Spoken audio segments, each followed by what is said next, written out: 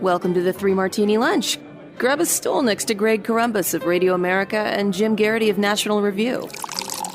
Three Martinis coming up.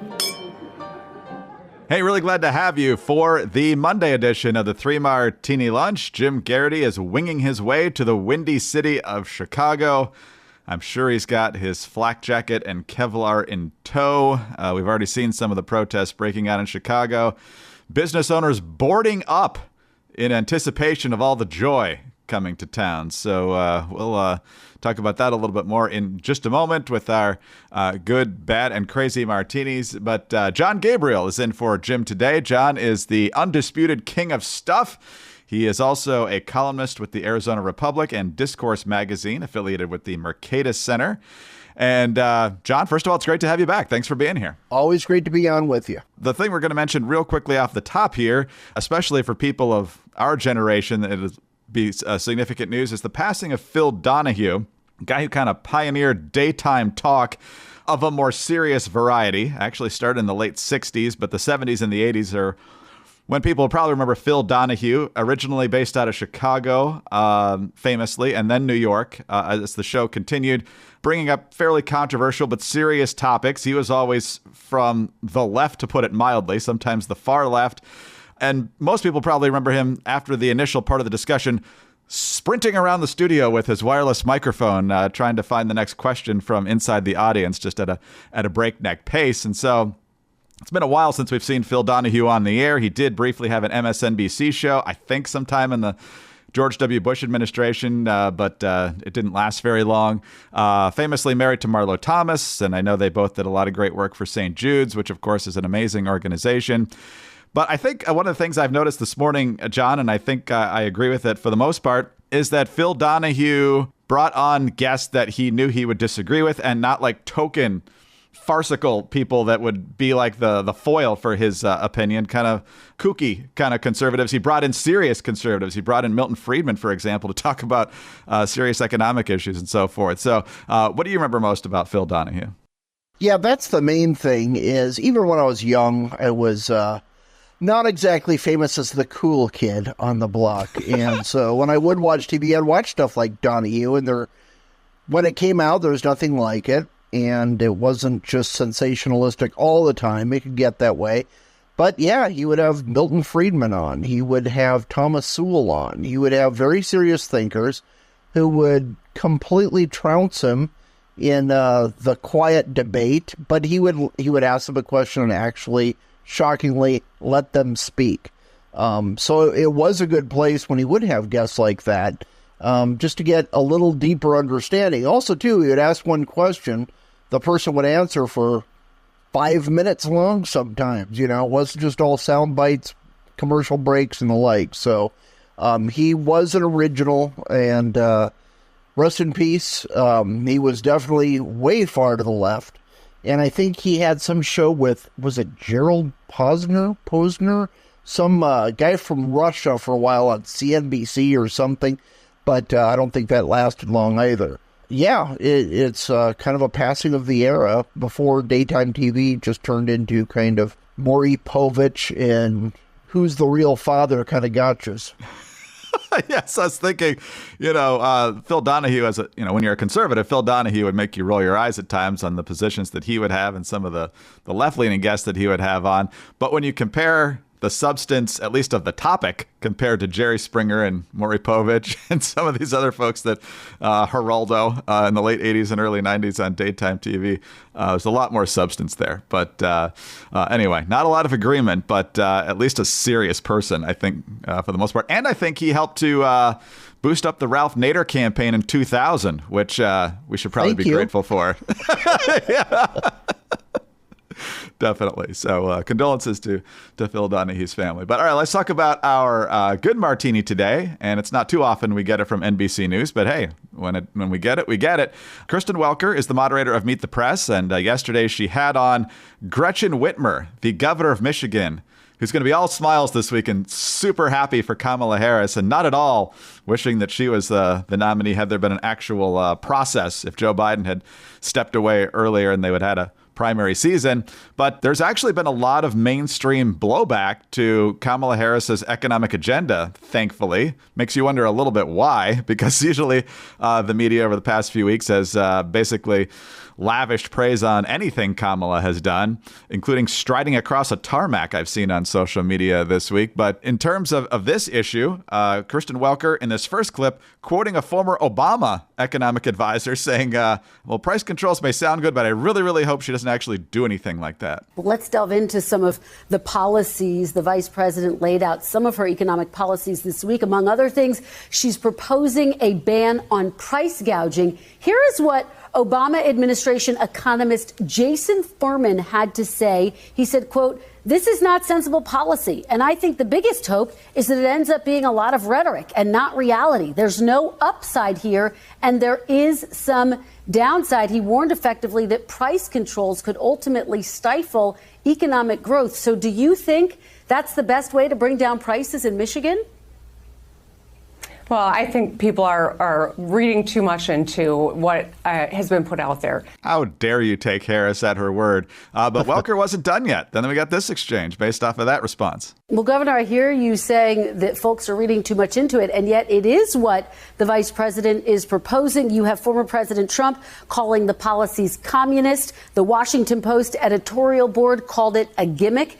Is this plan to ban price gouging anything more than a gimmick, Governor? I think it speaks to Kamala Harris's values, that she wants consumers to keep more money in their pockets. She wants hardworking Americans to be able to get ahead. She wants to make sure that there is corporate responsibility. We know we've got to have business growth in this country, small business growth, big business growth for good paying jobs. But we also know that you can't gouge and hurt the American consumer just to pad your bottom line. And I think there is there's a balance there, and I think that's what this is all about. So you think it's smart policy, Governor?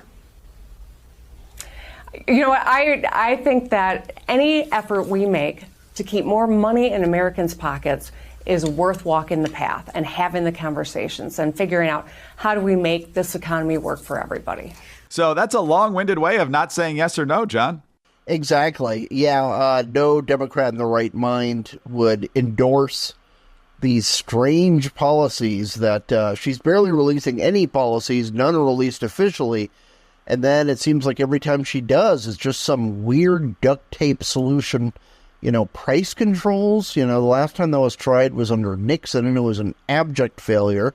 Why anyone would think this would work is just beyond me. And kudos to Kamala for coming out with a policy or two. It's just that all the policies are better for Venezuela than for us. And Jim and I have already talked about this, John, but she's going to get cracking on this on day one. We're on day 1,200 and some of the administration she's currently a part of, but we just haven't had time to get to it. Yeah, I'm very thankful she's going to single-handedly attack inflation that she and her administration has caused for 3.5 years. Good for her. Exactly. Yeah, the instinct of anyone on the left or anyone in government, because Republicans increasingly do this too, which frustrates me, that, we have a problem. Let's have the government solve this. Exactly. That never really works. Yeah. Get the government out of the way. Most of our problems will be solved by just doing that. All right, John, on to our bad martini now. And this is really, really bad. We saw this tweet late last week. Daily Caller did a story on it that I think brought the attention to most people. But Planned Parenthood has got mobile abortion and vasectomy services just outside the Democratic National Convention in Chicago this week. So Planned Parenthood Great Rivers, which services, I believe, parts of Illinois and parts of Missouri, says, "Here we come, Chicago. Our mobile health clinic will be in the West Loop with Chicago Abortion Fund and the Wiener Circle August 19th and 20th, providing free vasectomies and medication abortion." John, this is so grotesque on so many different levels. I've seen plenty of jokes about, well, if the far left men want to go get a vasectomy, maybe that's not the worst thing in the world, because who knows how they would inculcate their children. But in the larger picture, you would hope that they would eventually see reality. The idea of drop-in abortions, though, should be chilling to everyone involved. Just this carefree, cavalier destruction of life. And the Democrats, of course, inside the hall will celebrate it nonstop for the next 4 days. Yeah, I've chatted with several people who are just mostly apolitical about this. And even they are just like, come on, this is just gross. And these are people without strong, beliefs one way or the other, really. And I think all of us, despite, I'm definitely pro-life, but you can understand a situation where, I don't know, an 18-year-old girl is scared. She doesn't know what to do. She might think that's a good idea to do it. But trust me, she's not going to be cavalier and jokey about it. It's something that she's going to carry with her the rest of her life. Our heart goes out to people like that in tough situations. But just to treat it as a lark is just, it's despicable. It just really is. And I think the vast majority of pro-choice Democrats, I'll use their terminology, would be disgusted by this. The winning tip for Democrats on this was kind of the old Bill Clinton hedge of, safe, legal, and rare kind of a thing. When they just act like it's just a big joke, it turns off people in all parties or no party at all. Yeah, they see it as just another form of birth control, not right. the termination of a human life. And of course, since Bill Clinton, who I don't think was being sincere about his position on the issue, but he thought it played well, and maybe it did, the party has gone far, far to the left. I mean, even before the overturn of Dobbs, we saw states allowing abortion all the way up to 40 weeks for any reason or no reason at all. And now they're trying to codify this in state constitutions. And sadly, they're being effective in a lot of ways. What's sadder than these mobile units being there is that they're fully booked. Just over the weekend now, the same account says all free vasectomy and medication abortions are filled for our mobile health clinic in Chicago. Check back soon. We will share the interest form again if we have cancellations, because heaven forbid one life not be snuffed out while they're in Chicago. Exactly. Over the next few days. And then this was actually from a few days ago, John, but I think it's related. This is from August 13th, when the Arizona Secretary of State certified that there will be a referendum on the ballot where you live in Arizona for abortion access, because this is the state, of course, where the Supreme Court overturned the existing law, deferred to an 1864 law, and then the legislature went to a 15-week ban, I believe. But this would be like some of these other states that, again, go all the way to 40 weeks for any reason or no reason at all. And David Axelrod's only reaction to that on Twitter was good news for Kamala Harris, because he thinks that women will show up to vote in favor of the ballot initiative, and then while they're there, vote for Kamala Harris. And tactically, he might be right. But man, talk about just disgusting Machiavellian politics right there. Yeah, absolutely. It's affected Arizona, several other states. I think Ohio was one of the first to use abortion as just a way to mobilize voters. Just holding human life that cheaply is a pretty dark commentary on modern politics. Yeah, and no one, I think, has articulated the fury and the disgust better than you when it comes to pro-choice men, and just how ardent and insistent they are on having access to abortion all the time. And I think, as you have put on Twitter many different times, they're just trying to hide the evidence. Exactly. I could not view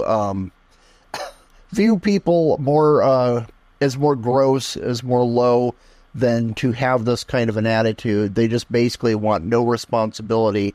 And I'm sorry, as much as a woman's choice is talked about, a lot of times it's a choice of a often abusive or at least very cruel partner who demands that a woman gets an abortion. That's a side of this that is never mentioned, and it's all too common. So shame on those. Well, I hate to call them men. Let's just call them boys, because that's where they are mentally and morally. Exactly. And Tim Walz has legislatively approved of coercive abortions exactly. in Minnesota. So it's an ugly record on the left side of the aisle, to be sure. On to our third and crazy martini, but we do have a little more for you after the third martini. And John, this is from Politico, and it just shows you that the Democrats don't have ideas, and the ones that they do have, like we talked about in the first idea, are ones that are going to be so unpopular. There's no logistical point to them coming up before Election Day. But the title of this story in Politico is "Why Dem Lawmakers Are Giving Harris a Pass on Policy Proposals." written by Nicholas Wu and Daniela Diaz. Congressional Democrats are largely content to wait until after the election for Kamala Harris to drill down on her policy agenda.